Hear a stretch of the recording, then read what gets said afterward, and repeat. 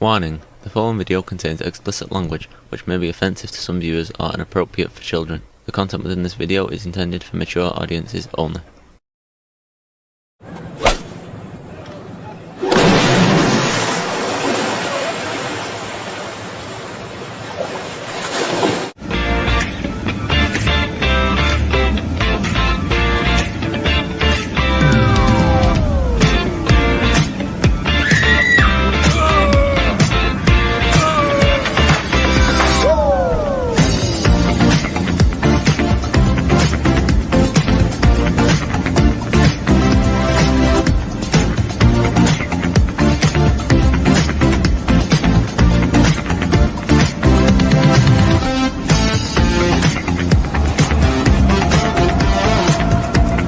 Hey everybody, it's Jeff.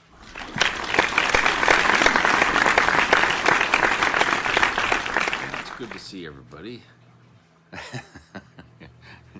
Yeah, like I can see you, but it's just nice to say.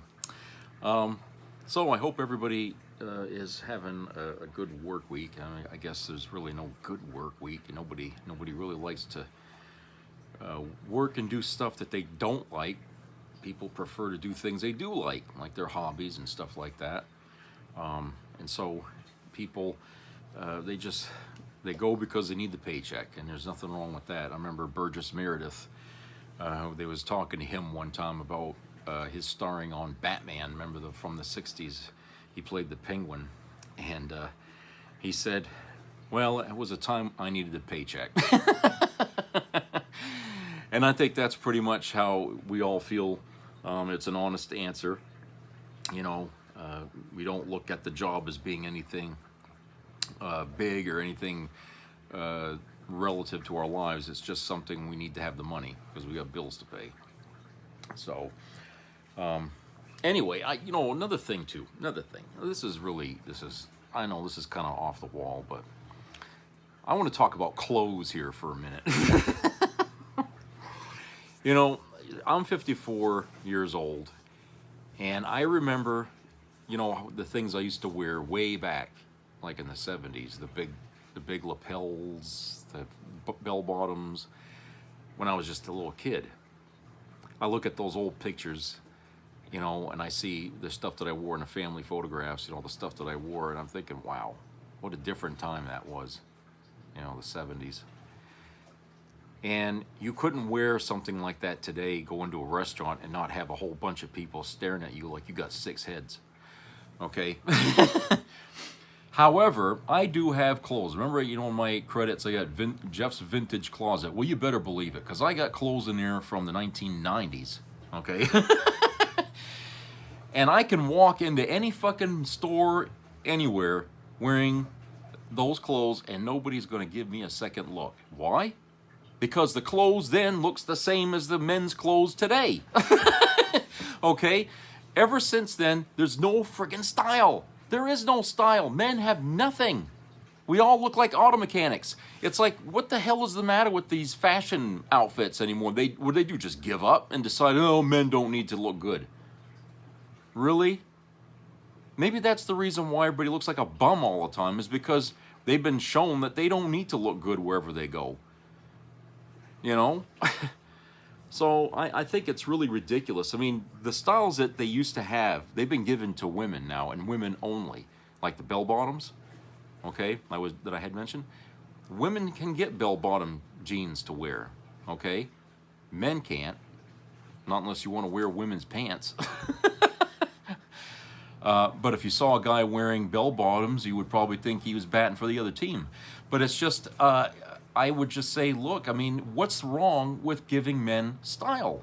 Something different to wear. Something that's a fad. Something that's in. Ever since the 90s, every decade after that has been very blah. Men's clothes are blah. You look at the catalogs and blah.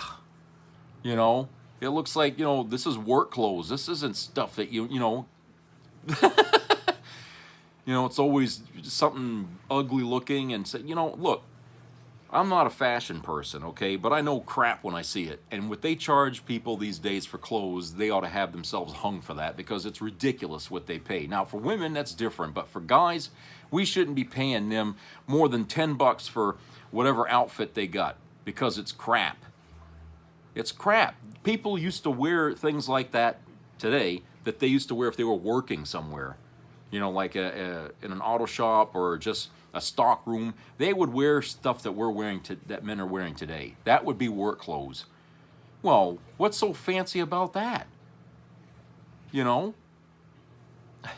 I don't know. It's just my personal opinion about that.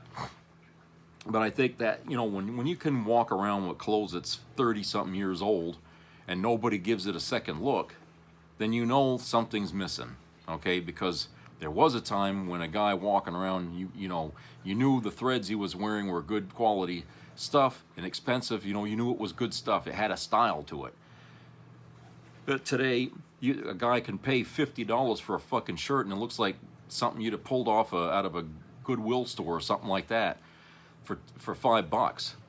It's like, why did you put that kind of money down? You know? It's crazy. I don't know. I just feel like, you know, and of course, well, that's a different thing there altogether, but it just goes to show you how people are wasting money. There's a lot of things that people are spending their money on, big money, on shit that ain't necessary to have, like sunglasses. Who pays $500 fucking dollars for a pair of sunglasses, I ask you? Okay, there's not a pair of sunglasses in the world, unless there's some kind of virtual reality lenses or something like that, that's worth $500 fucking dollars. And yet I see people go into Sunglass Hut and write out checks or swipe their credit cards for just that amount. And I'm thinking, you're so fucking idiot. You're an idiot. You're a special kind of stupid to go and put money down like that on fucking sunglasses. That probably will get broke. You know, you'll drop them and you'll step on them or something like that, and then what happens? You know? But people do that all the time. I mean, they cost more than the fucking prescription glasses like that I wear, okay? They cost more than that, and it's ridiculous. Now, yeah, I've seen the stuff that they sell. They got different brands, they got different prices, but they're always over $100, $150, over $200, and it goes right up higher. And I bet some of you probably seen sunglasses that were even more than $500. I know you have. Okay, that's what I'm talking about. If you need sunglasses, just go to the goddamn 7-Eleven or the fucking Citgo station and grab a pair out of the day. You know, you don't need to go spend all your fucking money on that, just that one thing, your whole paycheck. Okay? No one's going to know that you spent that kind of money for it. I look at people wearing those, and they don't look any different than the regular ones. You know, the cheapos, they don't look any different than that. So why do people throw that kind of money around, you know? It's weird. I mean, it's not a wonder that as soon as the gas prices start going up, people are already screaming and hollering, because, yeah, now you can't buy that $500 pair of sunglasses, you know, or that $200 pair of pants you saw. You can't do that anymore. Okay? What we need in this country is deflation, not inflation, deflation. We need to get a president that knows how to spark that, which we start by putting price caps on things. Okay? Make it a federal fucking law, whatever it takes to bring costs down. You got to do something. This is ridiculous. I mean, I remember watching, what was it, Running Man with Arnold Schwarzenegger. Not the new one, the older one from the 80s. And some chick was buying a soda out of the soda machine, and they had put in $5 to get a fucking soda. And I'm thinking, that's pretty much where it is now, you know, for a can of soda. And we were sitting there looking at that and laughing, okay, back then. Now it ain't so funny, because now we're getting there. Now we're getting there, and it's not laughing anymore. Inflation is out of control more than it's ever been, more than even, MAGA would say it was under Biden. It's gotten out of control, okay, thanks to fucking Jarhead there, okay? So that's pretty much what I was trying to illustrate here as far as the clothes goes and the sunglasses, is that, we're paying too much for a lot of shit that we don't necessarily need to have, for that kind of price. Okay, we can get by with less, with cheaper stuff. Okay, so you want to laugh? Here's something we can laugh about. This is from the New Republic, written by Hafiz Rashid. I don't know. It's an op-ed piece, and it's entitled, "The Secretary of the Interior has no idea how solar power works." The Secretary of the Interior should presumably know how solar power generation works. But on Wednesday, Doug Burgum showed that he doesn't. Burgum was testifying before the House Natural Resources Committee and exposed himself under questioning from Democratic Representative Jared Huffman, who brought up energy projects in Nevada. Quote, "All of these projects you're describing in Nevada have one thing in common. When the sun goes down, they produce zero electricity," unquote, Burgum said, going on to say that other forms of electricity generation would still be needed with solar power and that it is unreliable. Huffman then made a cheeky remark to the committee chair, Republican Representative Bruce Westerman. Quote, "Mr. Chairman, I request unanimous consent to enter into the record this amazing new technology that apparently the Secretary is unaware of. It's called a battery." China's figured that out. That's why they're cleaning our clock on clean energy. But I want to enter that into the record, unquote, Huffman said to a smirk from Westerman. Burgum replied that China, being the world's largest emitter, could be part of that submission, to which Huffman replied that China produced, quote, "far more clean energy," unquote. Westerman then intervened to end the repartee. Burgum, formerly the governor of North Dakota, has extensive ties to the oil and gas industry. Not a surprise. He shares Trump's hostility to cleaner forms of energy and doesn't publicly object to Trump's contention that climate change is a quote-unquote con job. But at the very least, Burgum should know that solar energy is aided considerably by battery storage. Talk about egg on the face, huh? You know, I get, a bit of advice here for Burgum. You should know more about what you're talking about before you talk about it, okay? He's so on this path to trying to shit all over clean energy that, oops, I forgot, they charge batteries, these things. Yeah, they do. Solar power, yeah, it creates electricity. It also charges up the batteries that hold on to it for the days when the sun ain't out so much, okay? That's no surprise. Any 2-year-old knows that. I mean, you can buy little solar battery panels that just do that, charge up batteries.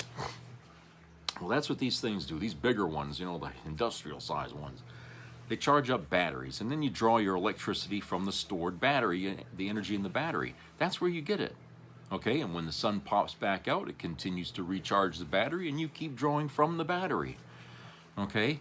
So essentially, yeah, you're getting electricity, but you're really getting it out of the battery instead, okay? The sun is what's keeping that charged, okay? Now, Nevada is an ideal place for that because, it's, hot, sunny all the time down there practically. So, to have something like that down there would be the best place to have it. Around here, I don't know so much. Maine weather is really weird. We get a lot of gray days or we don't get much sunlight. So I don't know how well a solar panel would work around here. But in the south, where it's sunny a lot more than it is around here, solar panels would be of benefit to a lot of areas. And they shouldn't be something people should be afraid of. Certainly when it comes to, trying to power your life, Now, up the road from here, there's a veterinarian place. You bring your pets and stuff. And they have this parking lot next to it. It's in Veazey.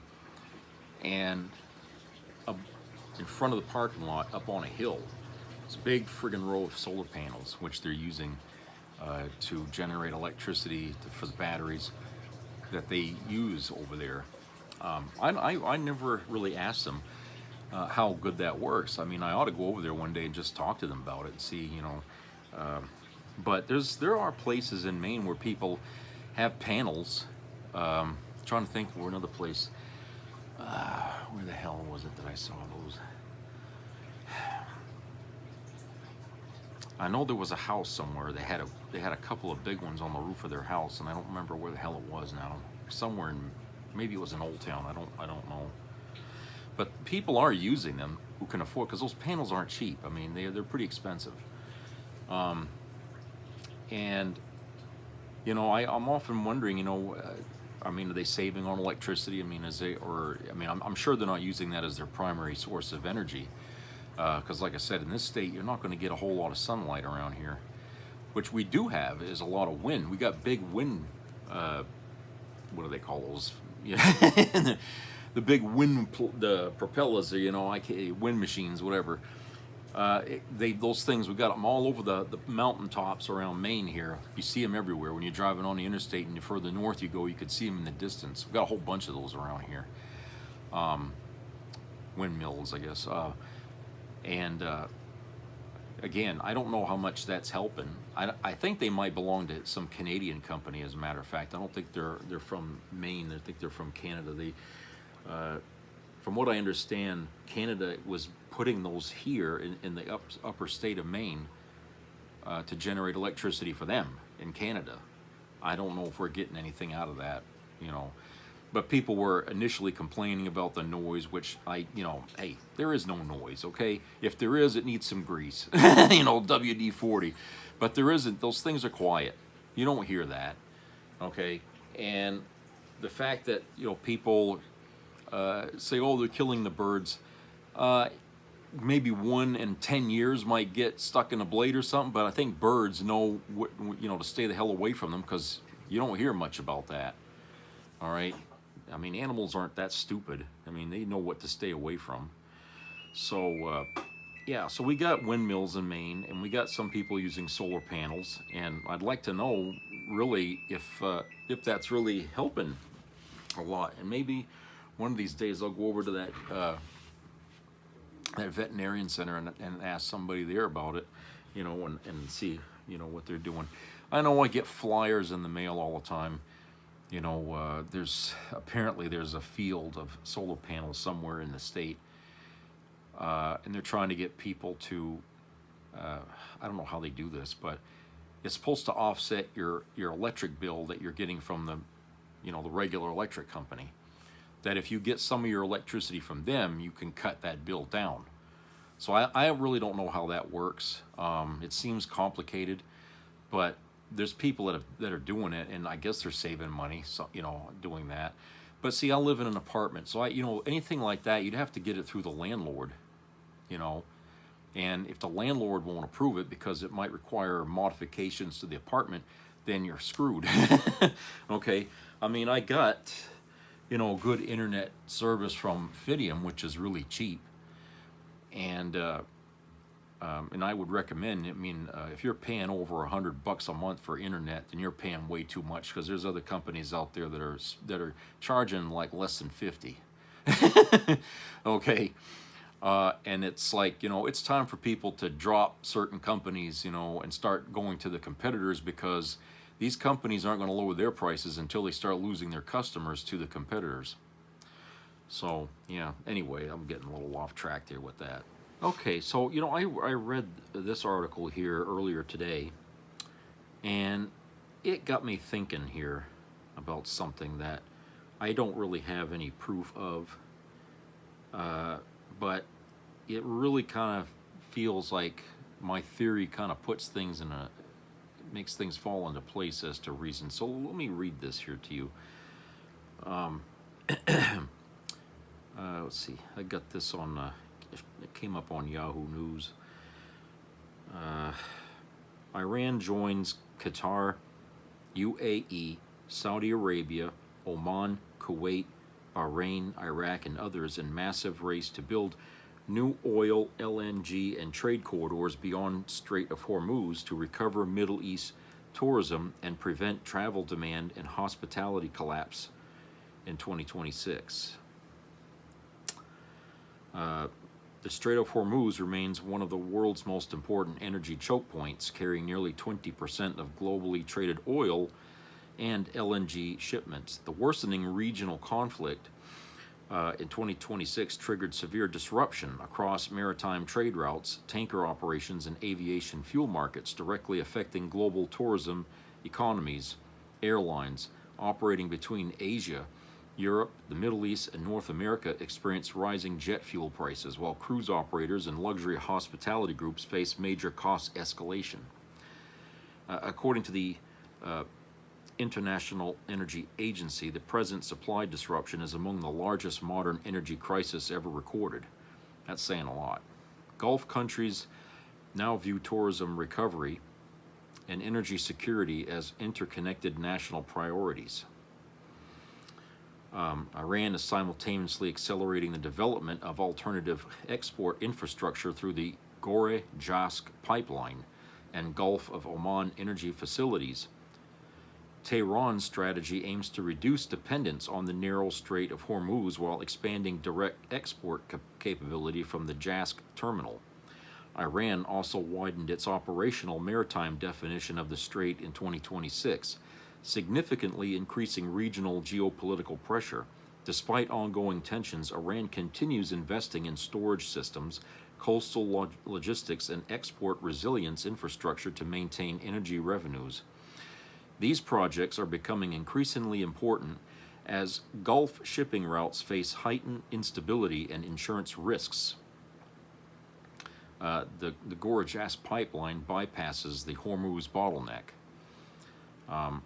Iran expanded Operation Maritime Control Zone, and Jask terminal remains strategically critical.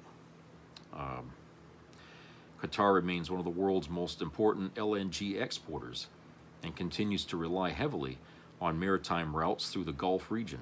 In response to the Strait of Hormuz disruption, Doha expanded controlled LNG transit systems, maritime coordination frameworks, and emergency shipping arrangements to sustain global energy supply.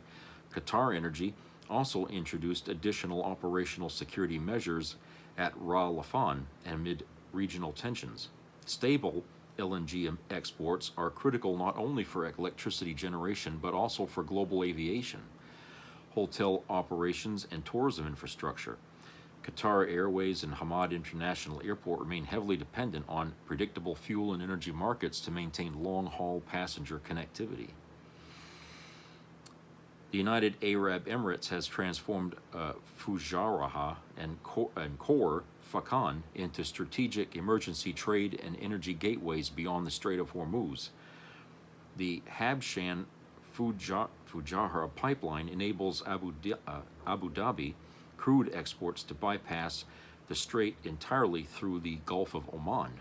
According to Reuters, Fujairah became one of the Gulf's most important logistics lifelines during the 2026 crisis as shipping and container activity surged dramatically.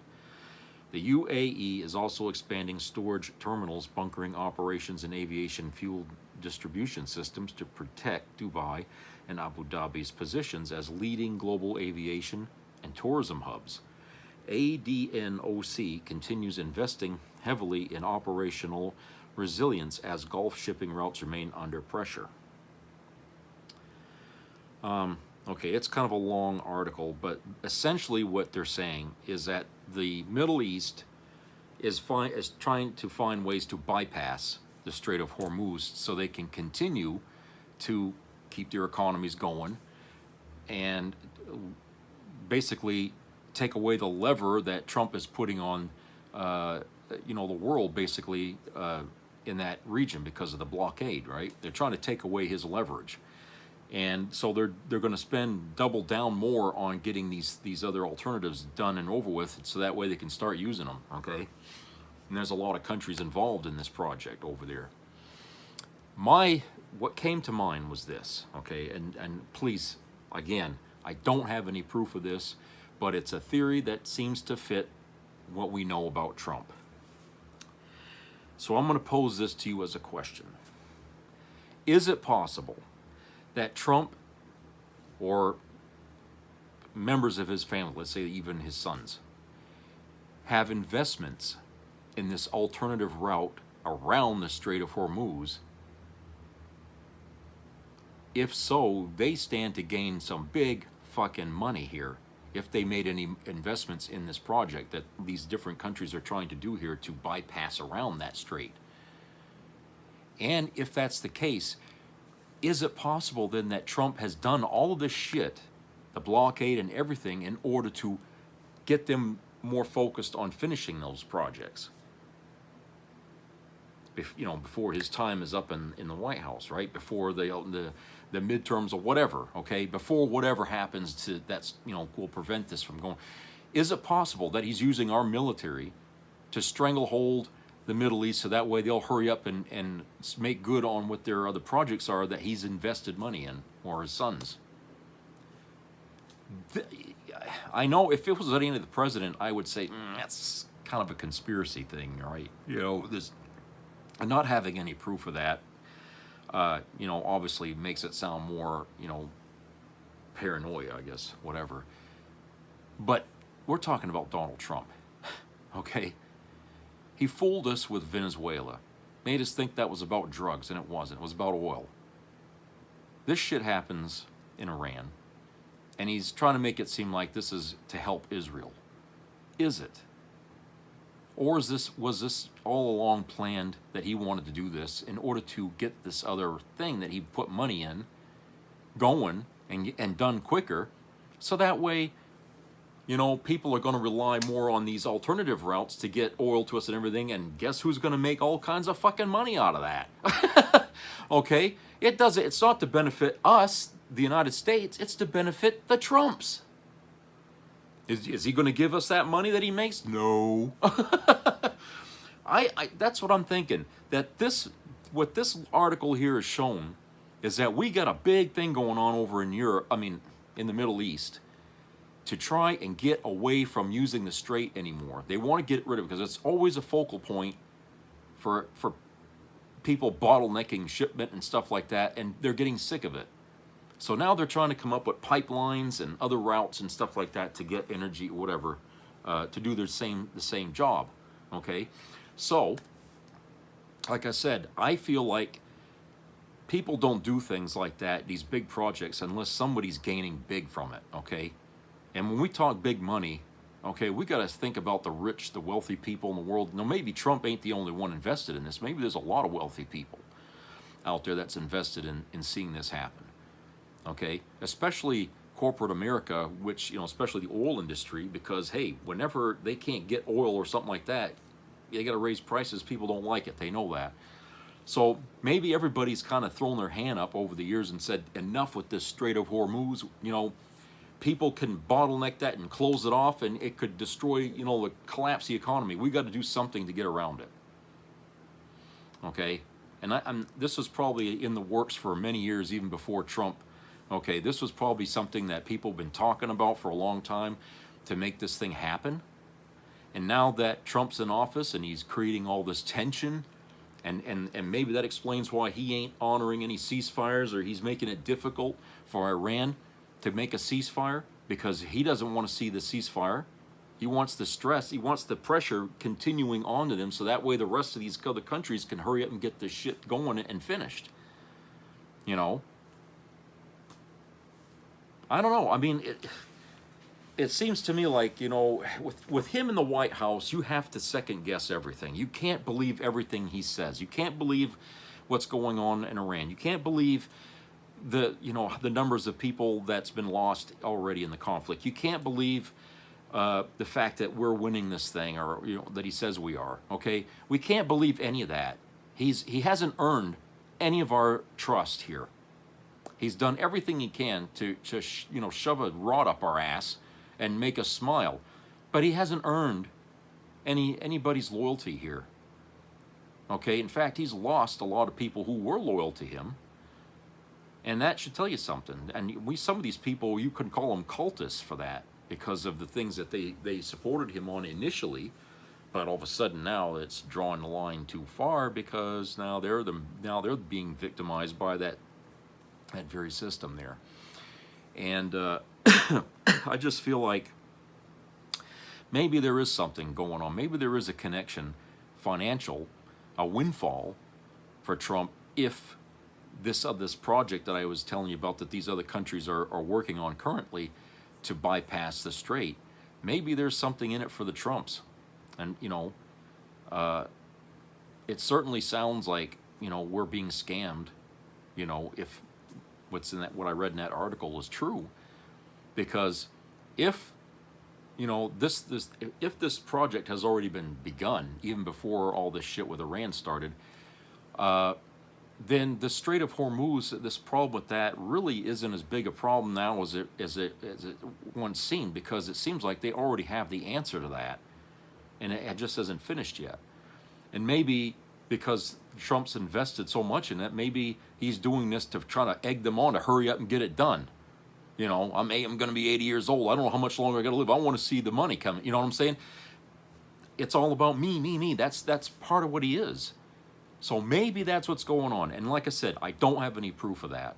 I can only hope that maybe the press out there will get interested and dig deeper into this thing and find out where the money's coming from. Because, what the old saying, follow the money, right? So maybe if we follow the money back, from there back to where it's coming from, maybe we can find out whose pockets are going to get lined out of this thing over there. And I, like I said, with Trump in the White House, you got to suspect him. Anything bad that happens, you got to suspect that he's behind it somehow. Okay, he's just that kind of man, All right, let's go to a commercial break. We'll be right back.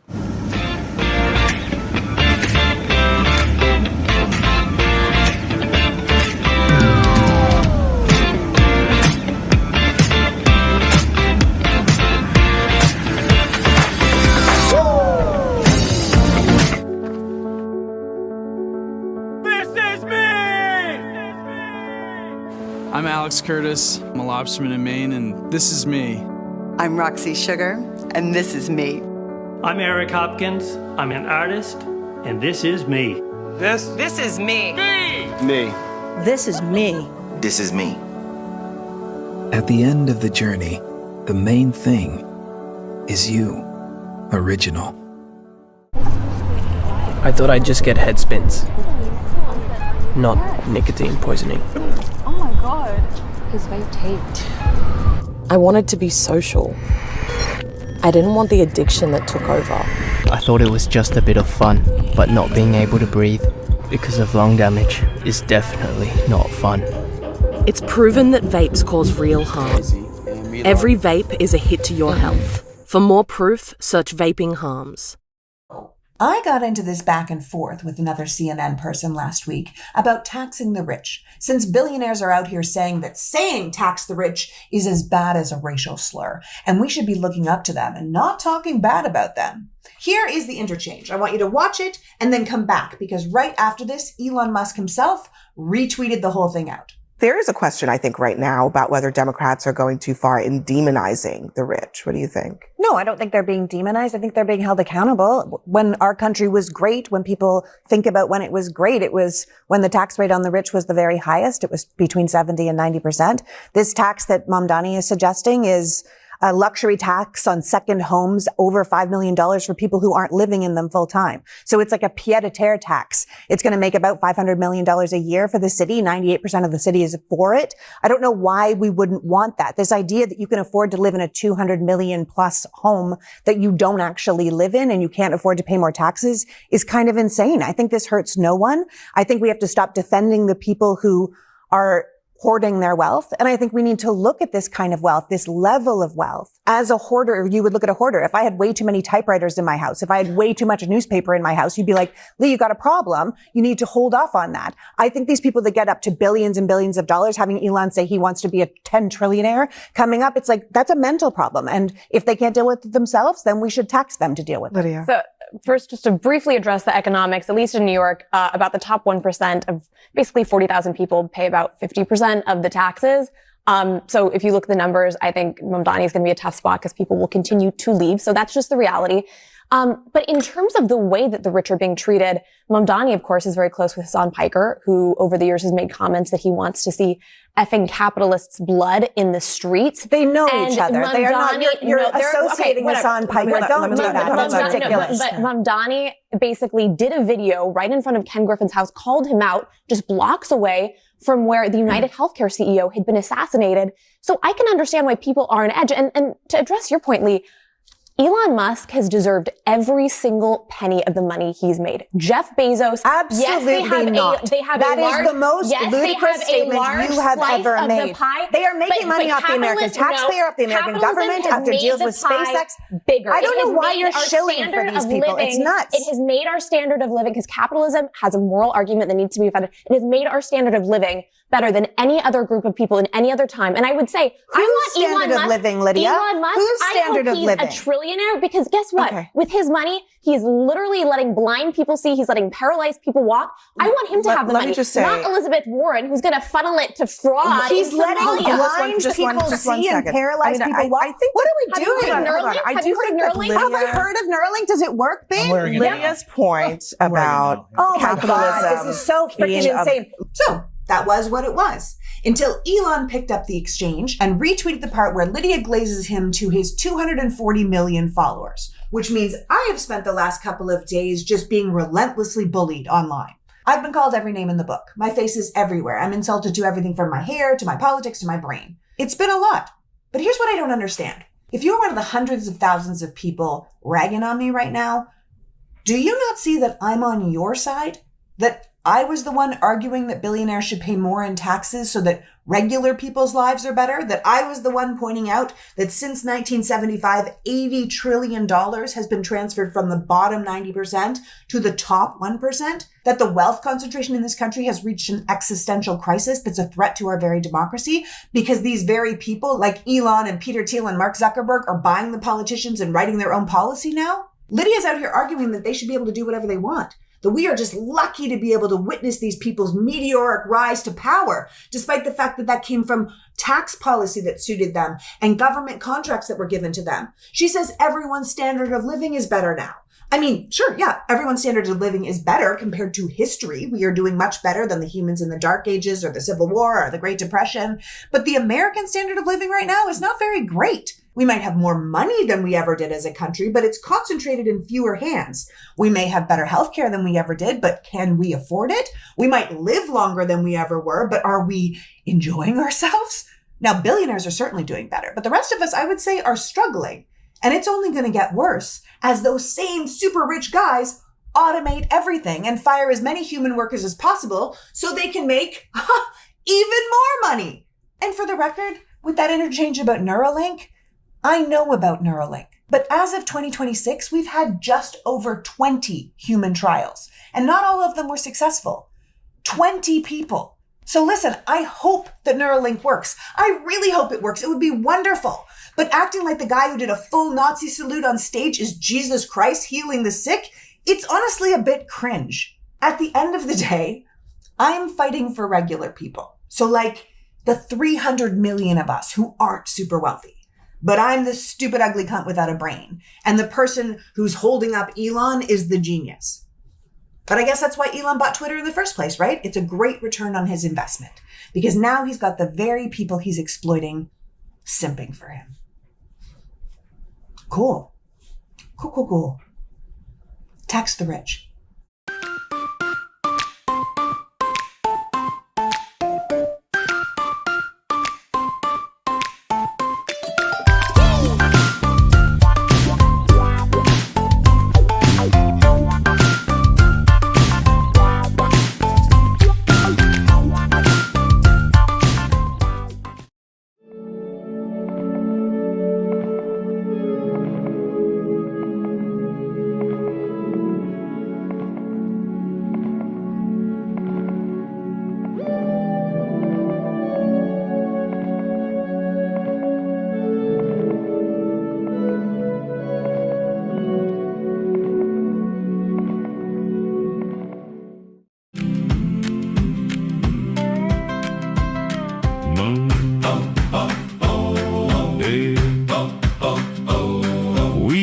packed the fairgrounds trucks in every lane.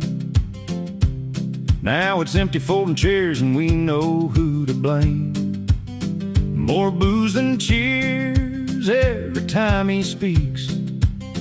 Got roasted by my grandma with a meme last week. We'd roll in loud, red hats on tight. Now we keep them in the glove box out of sight. We used to feel like rebels, loud and sure. Now the whole thing just feels insecure. We bought every word, every promise, every roar. Now we're looking at each other like, what we do that for? It ain't fun being MAGA no more. Feels like we're the punchline and nothing more. Gas is through the roof, milk is higher at the store. We were told just wait, we're still waiting for more. It ain't pride, it ain't power, it's a drag, it's a chore. Even diehards ain't so diehard anymore. We were loud, we were certain, we came back for more. Now it ain't fun being MAGA no more.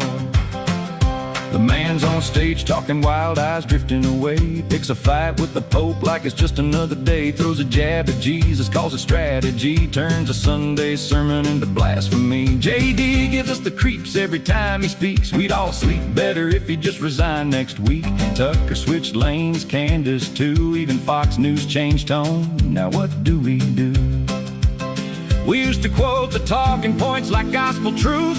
Now we're Googling headlines just to see the proof. It ain't fun being MAGA no more. Feels like cheering for a team that can't score. Prices up, patience down to the floor. Every promise sounds like one we've heard before. It ain't bold, it ain't brave, it's a mess, it's a war. Half the crowd's just heading for the door. We were loud, we were certain, we were right to the core. Now it ain't fun being MAGA no more.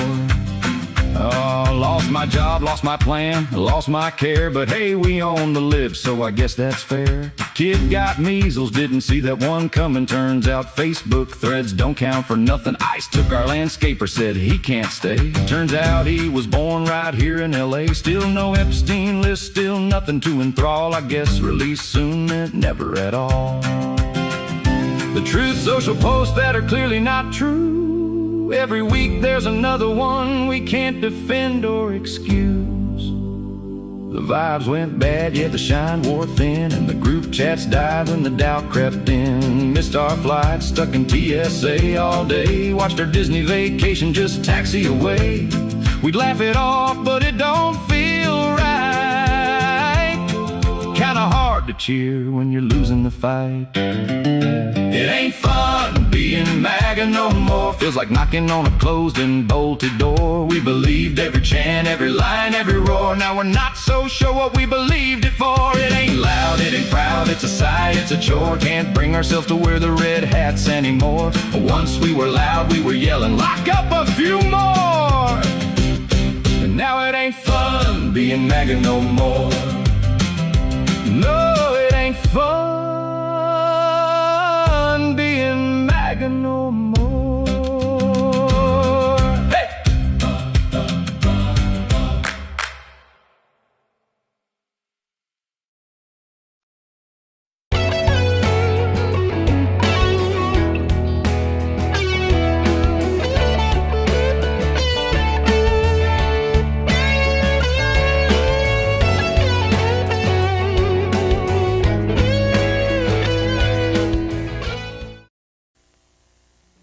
Be a part of the entertainment value of a lifetime.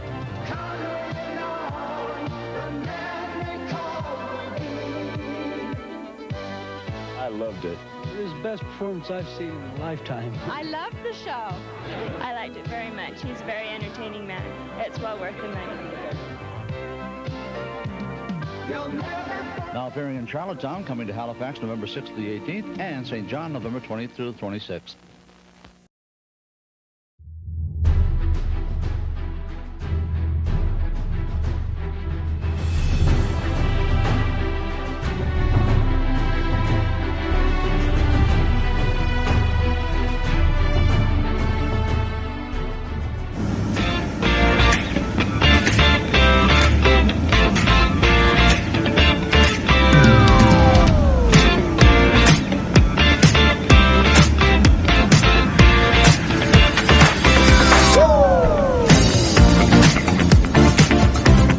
Okay, welcome back, everybody.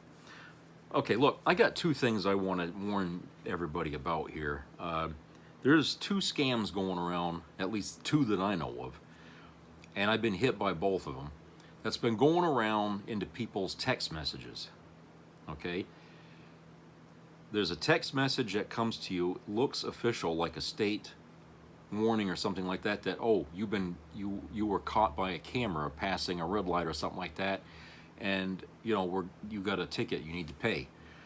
Okay, that's scam number one. Scam number two, okay, you get this message from what do they call that? Apple Pay. And I got this. It wasn't exactly the same scam here, but it says that, oh, there was a charge made on your Apple Pay account, and we put a freeze on it to verify if this was your charge, legitimate charge. If not, then don't ignore this message. If it is, call this number. Okay, in both situations, these companies would not do that. Okay, they wouldn't do that. And they wouldn't, and they always tell you, if you get a text message and a contact phone number or something, never call the phone number. Always go to the website itself and make your inquiries there.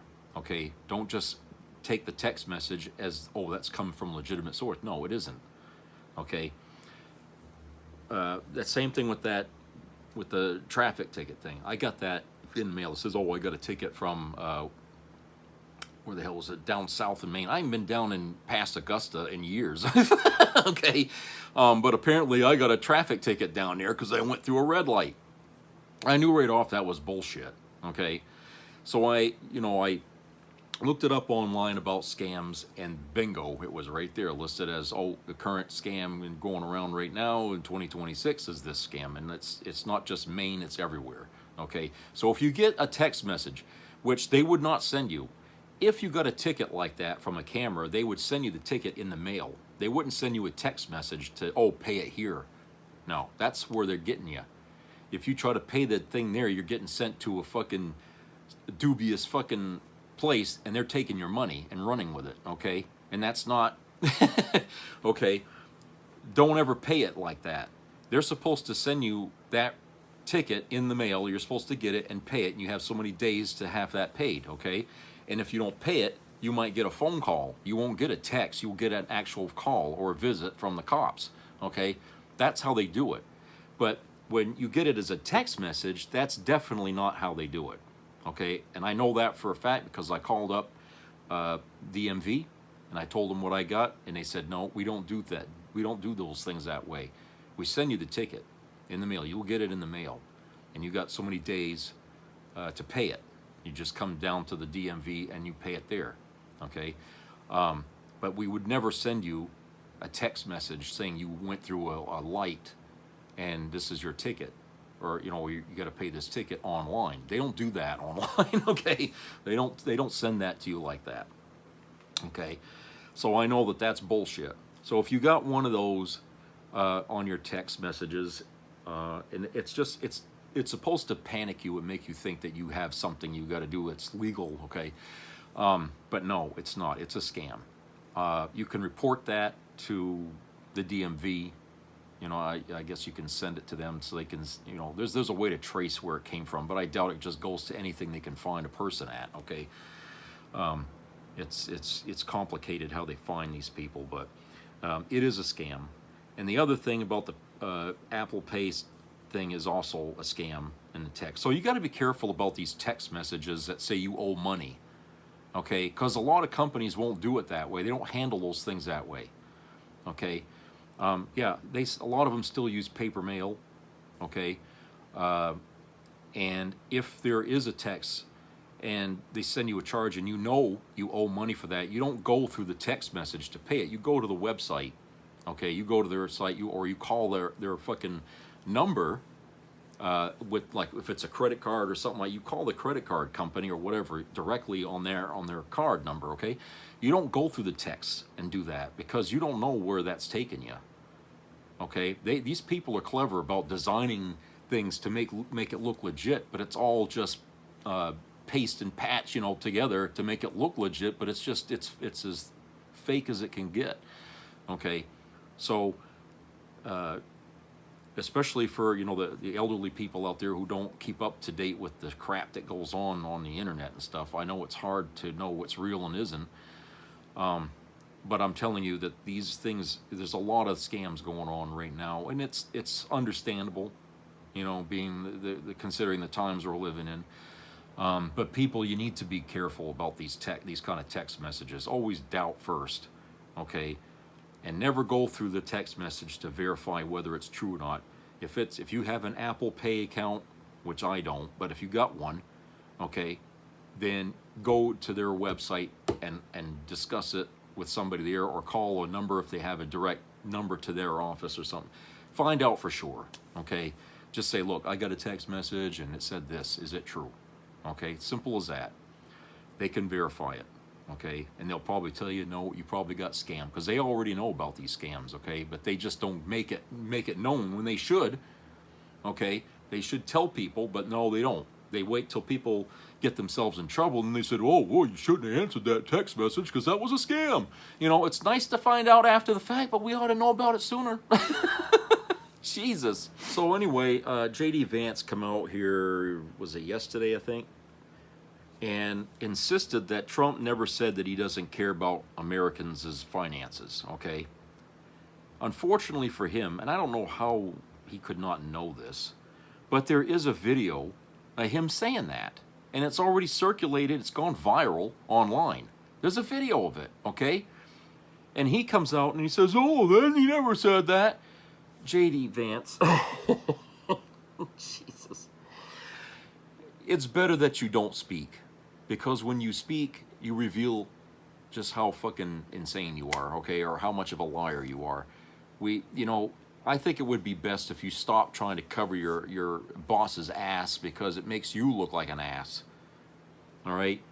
People have seen the video of him saying that, and you know, Vance thinks he's helping, but he's not.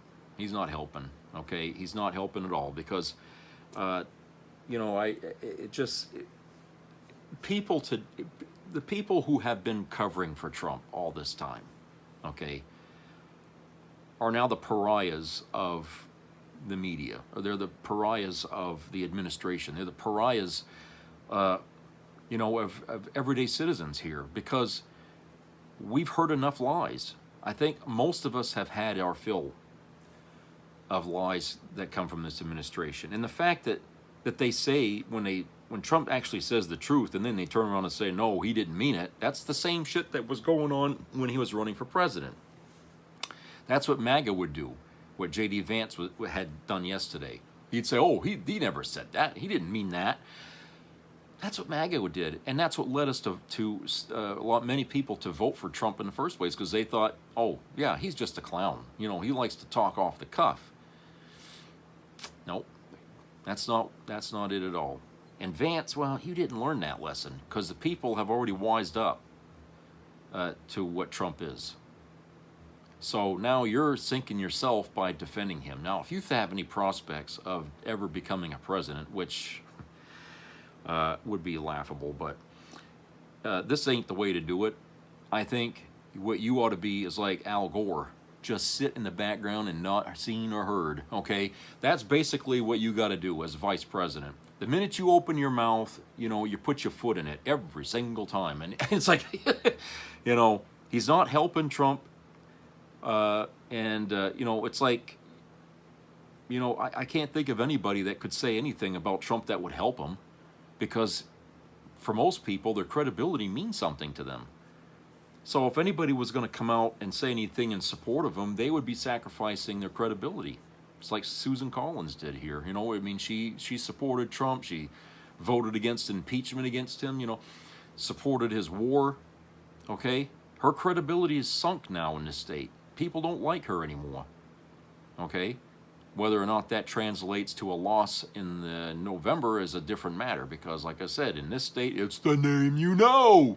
Okay, that's what people vote for. They don't care that the name you know is sticking it to you every fucking chance they get. Okay? they just don't want to fucking have somebody or gamble with a new person, a new face. You know, somebody they don't know. Okay? But Collins, she's been around for fucking decades, and so, you know, they just want to keep putting her back. But I don't know. I mean, these are different times now, and, you know, she's not really liked much, especially in southern Maine. Okay? So she's, you know, what can I say? She's got some uphill battle here going with, you know, with her trying to hang on to her seat in the Senate. So Obama was interviewed for, you know, to review his agreement that he had with Iran in 2015. Okay? And he had a sit-down interview with Stephen Colbert, which is kind of funny that he, you know, he would do the media's job. Stephen does, okay? At the Obama Presidential Center in Chicago, the president, the 44th president, Obama, took a pointed swipe at Trump and essentially called scoreboard on how their respective approaches to dealing with Iran had fared. Quote, "Not only did I think the 2015 Iran nuclear deal was working, even Israel intelligence thought it was working. Even our intelligence services thought it was working," unquote, Obama said. Quote, "So there's no dispute that it worked. And we didn't have to kill a whole bunch of people or shut down the Strait of Hormuz," unquote. You know, I think a lot of people are right about this because, you know, for some reason, and I know where this is rooted in, okay, with Trump. He never liked Obama, okay? He never liked Obama. And Obama really gets under his skin, you know? And a lot of times, Trump slips up and says the last president, Obama, when it was Biden, okay? He's got that man on the brain all the fucking time, always trying to one-up him, and he can't do it. He just can't do it. His racism about Obama and how he was embarrassed at a fucking Washington dinner there, where, you know, when Trump was invited, which kind of sparked Trump's ambition to go run for president. He was, you know, he wasn't laughing. Everybody was laughing at what Obama said, but he was not laughing. He was pissed. He was so fucking pissed, you know. And ever since then, he's had it in for Obama, okay?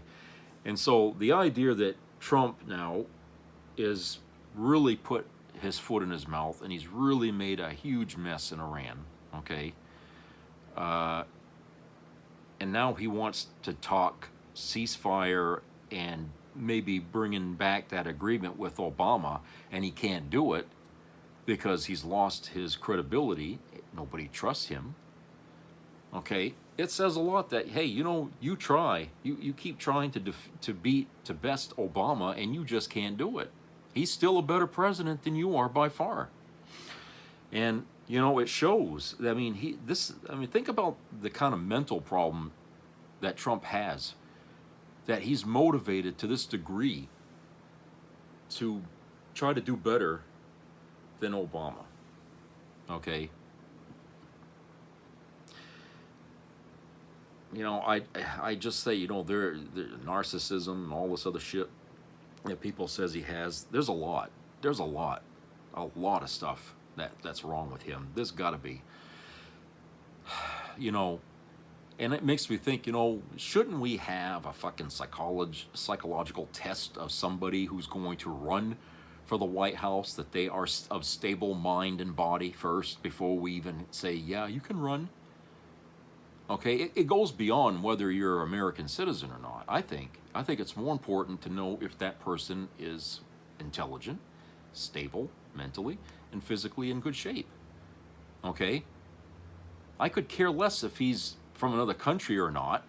Okay? As long as he's healthy of mind and body and he knows what he's doing. Okay? And you know what I'm saying? I just feel like this is ridiculous, that this country was willing to settle for this flawed, deeply flawed man to sit in the White House and expect great things from him. You know, think about that for a minute. I mean, what the hell were we thinking? Or at least some of us. I mean, I wasn't thinking that. I knew what was going to happen, but just think about that for a minute. You know, you have to wonder, how the hell did he pull the wool over our eyes? You know, what was wrong with us that we couldn't see shit when it was shit? I'll never be able to answer that question. Generations will try to figure that out. You know, historians would try to figure that out. But I don't think they're going to know any more about Trump than we do today. I don't think people are going to understand, you know, how Americans allowed themselves to be used this way. Okay? It's going to be like when we sit here, when we think about, how did the Germans not try to stop Hitler themselves? Why did they support him when they knew what he was up to? And they, you know, so it's going to be the same thing here. How the fuck did this country continue to think that he was a better choice than somebody smarter, you know, and all that? How the hell did they? There's going to be a lot of debate for years and years to come over this period in American history. It's going to be a debacle of epic proportions, okay? And to think that this is happening on America's 250th birthday makes it even more so, because that chapter in American history is going to be a big chapter. The 250th year, you know, what was going on then. And the closer you look at that, you're going to say, damn, how the fuck did we get through this? You know, how the hell did we not see this coming? I mean, you know, people are going to be trying to puzzle over this for decades. And I feel like, you know, this is really telling in so much that, you know, that this guy that we got, driven by flaws we can't even understand. And even Mary Trump, I mean, she's a psychologist, and that's a member of his own family, has personal experience with him. Even she knows, I mean, this guy, he never should have, I mean, who the hell better than someone in the family telling you that he never should have got that job? He's not fit. That's what she's been saying for a long time here. She even wrote a goddamn book about it, about this guy, you know. And, you know, why wouldn't we listen to her? Okay? You know, I just feel like, you know, there's so much that we don't know about him and about ourselves, that, you know, why we would support a guy like that, you know. Like I said, I hate to be a historian and trying to piece this together, but now's the time to do it while we can get those pieces to put together. So I would encourage historians out there to grab what you can out of this period, okay, so that way we have a clear and accurate picture of America in 2026 and what the hell was going on, okay, at that time, and how we got here. Because future generations are going to want to know a lot about this. The way we study World War II and all that, all these years later, that's going to be the future. They're going to want to study this period in American history very, very much in order to understand and learn the mistakes we made. They're going to want to know all this stuff. And it's going to hinge a lot on what historians find and how clear they can tell the story. So I'm hoping that, you know, in this time period, they'll, you know, they'll do their due vigilance here and just, you know, do the right thing. Tell us the story. Okay, so there's this article here from the Huffington Post here. Written by Jennifer Bendery. Senate Republican opposition to the Iran war grows. For the seventh time this year, Senate Democrats tried to force a vote to end the Iran war. And for the seventh time this year, Senate Republicans blocked the effort. But something else happened during Wednesday's vote. For the first time, Senator Lisa Murkowski,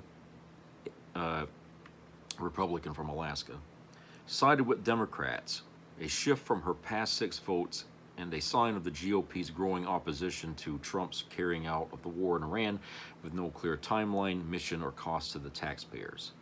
In a statement, Murkowski said she switched her vote because 2 things have changed since she cast her previous votes.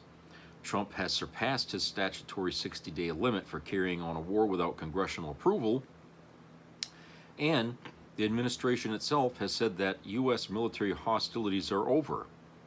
Quote, the administration's own position removes any justification for keeping our service members in harm's way without congressional authorization, unquote. Quote, if U.S. forces are still required to operate in the region or hostilities are resumed, the administration is obligated to seek authorization from Congress and should come before this body and the American people to make that case, unquote. She added that if military hostilities resume, quote, I will oppose any effort to redefine hostilities in ways that allow the president to continue to wage war indefinitely without seeking congressional approval as outlined by the Constitution, unquote. The Alaska Republican is now the third GOP senator to vote with Democrats to require Trump to get congressional approval, i.e. limits on what he is doing before he can proceed with military operations in Iran. She joined Senators Susan Collins of Maine and Rand Paul of Kentucky. They still failed in a 49-50 vote to bring forward an Iran war powers resolution by Senator Jeff Merkley, Democrat from Oregon. But this time, it was because of another first. A Democrat Senator John Fetterman of Pennsylvania was the deciding vote that sank the effort. He was the lone Democrat who voted no. Senator Pete Ricketts, Republican from Nebraska, missed the vote.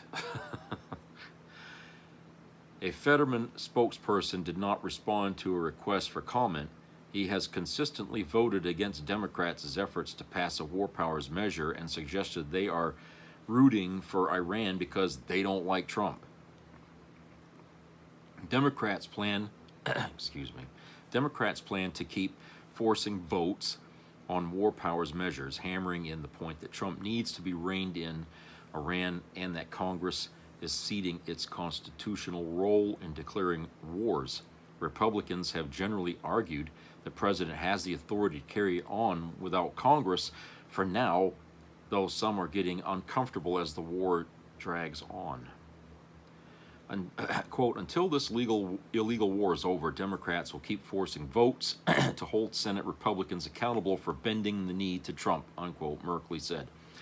These votes are only going to get more uncomfortable for Republicans.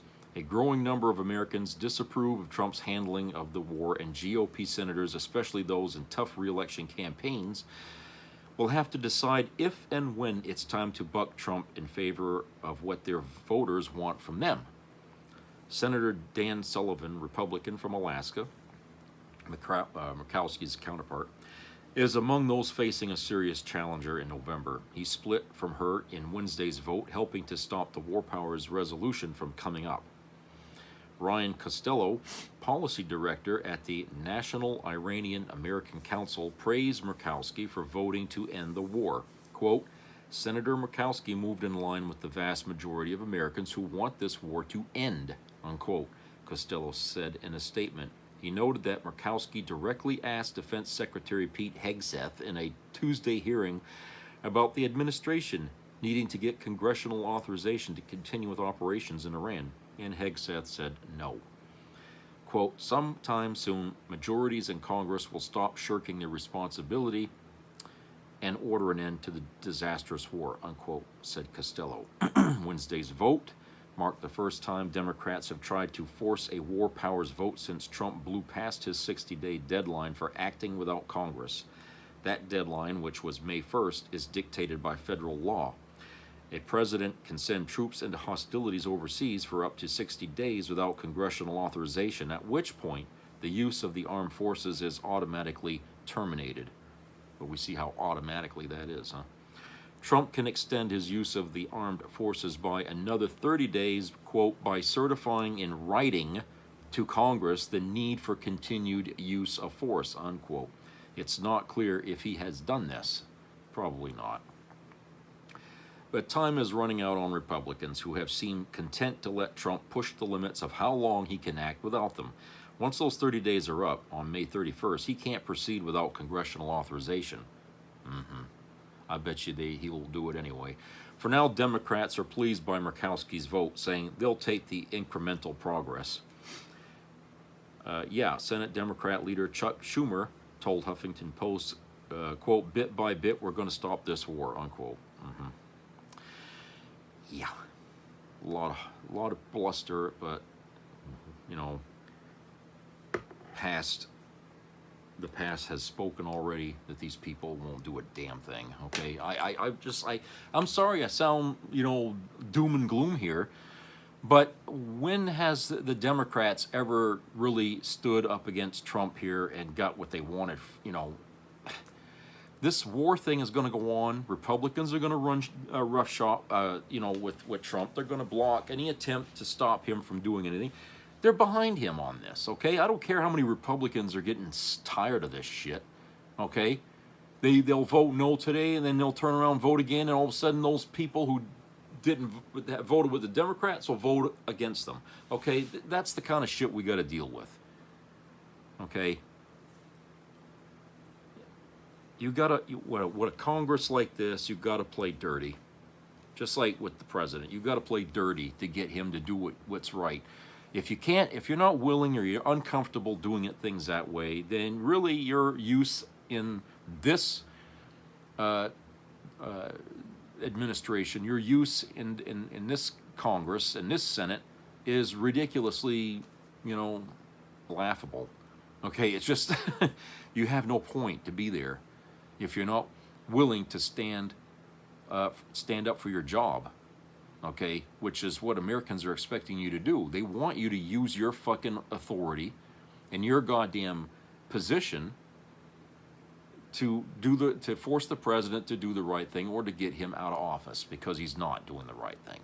If the American people want this war to end, it should be obvious that there's only one way you can vote here with this, is you've got to say we can't allow you to continue this fight. Okay, nobody likes it, nobody wants it to continue. Very few do, but not the majority. Okay, I don't care what the politicians believe. In fact, the politicians, by standing united to keep this going, is actually standing against the United States. Okay, the Republicans that are behind Trump, they're standing against the United States because the people have spoken. The majority of Americans do not want this to happen, and their job is to follow our fucking lead. Okay. If what they say about we the people has any truth at all, then these politicians are acting outside their purview because they're working against us. All right? You see what I'm saying? You can't have a system like that where what's the point of voting if you're not going to listen to your voters? Okay? You might as well stop having elections, for Christ's sake. I mean, if you're going to get your job by just getting it, okay, and you're not going to fucking care who votes or, you know, what kind of votes you get, but you're still gonna, you know, come on, you're making the whole act of democracy look like a ridiculous joke. Okay, so none of these people on the Republican Party that are still siding with Trump are actually doing their job. They're not. They're just kissing the ring, and they're doing it in spite of what we want. You know, what was it that Kennedy said once about, you know, when peaceful protest doesn't work, you inevitably create violent protest. You know, some words to that effect. I can't remember the exact quote, but, you know, he's right about that. You know, when people are trying to use the system to help the government decide what's best for America, and the government isn't listening and blatantly ignoring us and telling us to shut up, what do you think's going to happen next? Okay? You don't want to see a civil war erupt in this country, well then stop acting this way, because you're going to provoke it. You know, you're going to provoke it. I mean, that's something we should have learned in history class, you know, when we had the Civil War. I mean, Christ, you know, people weren't settling their differences. They were getting, you know, their back up and everything, and before you know it, they were taking up arms. They wanted to split from the country, you know, because nobody wanted to fucking do things the right way, okay? They didn't want to do it the right way. They wanted to fight it out, and we're coming to that. People are getting sick of this shit. How much are we going to have to put up with as far as, like, the price of things and stuff like that, and Trump not doing anything about it and telling us at the same time, oh, the country's doing better than it's ever been. Okay, stop pissing on our head and telling it's rain. It's not. Okay, people are getting sick of it. All right, you're losing your base. Every day more MAGA people are splitting, okay? And even some of them big mouth MAGA nuts here, like Ann Coulter and all them. I mean, even they're either silent or they're speaking out against him. Okay, and like I said, you know, that's got to be, you know, a real uncomfortable thing to see happening to, you know, for a lot of these people who voted for Trump, to see that, oh, all these people who told us to vote for Trump, now they wish they hadn't. Okay, and that, you know, you can't deny that. You can't argue that, oh, it's just Democrat. No, I'm sorry. Those simplistic answers that you throw out all the time to make it seem like it's all partisan, that ain't the fact. Okay, that's not factual at all, and it's very, very two-dimensional thinking right there on your part. Okay, there's a lot happening to these people that you don't really understand, because maybe you're in a position where you can watch this from above. You might have all kinds of money, but you're telling everybody to shut up and quit bitching. Okay, you're the minority in that argument. I'm sorry to say. So nobody has to listen to what you say to shut up and just grin and bear it. No, we don't have to listen to that. That's you. Okay, but for the other thousands out there who are in the same boat as the person you're lamenting there, hey, these people are going to continue to complain, and they're going to keep pushing for a stop to this stuff and a reversal. You know, and one way or another, you know, it has to be done. It was like Kennedy said, it could end up in, you know, you could just provoke a violent reaction from the public, you know, on a scale that we ain't seen since the Civil War. You know, it's going to be bad.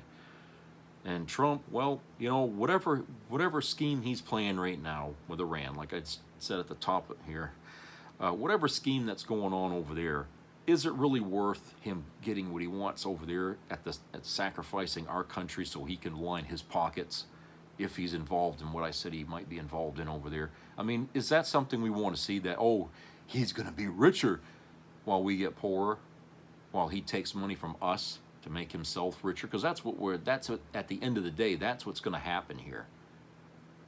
Because that money, if he's involved in what I think he's involved in over there, if he gets money from that, that's our money.